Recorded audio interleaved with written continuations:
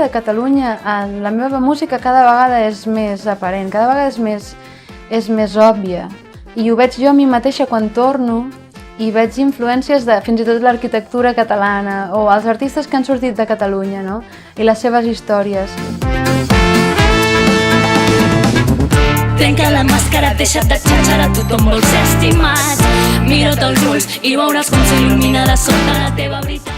Nosaltres prenem la inspiració a la música de fanfàrries d'alguna zona dels Balcans, no? Com per exemple Sèrbia o Romania, i tot això, aquesta inspiració, la barregem amb altres sons que a nosaltres ens agraden, i tradicionals catalans, gallecs, valencians. És innegable renunciar a les teves arrels, no? Que és inherent a nosaltres, perquè és xulo veure què ens surt de cada una col·lectivament i amb el bagatge musical que portem.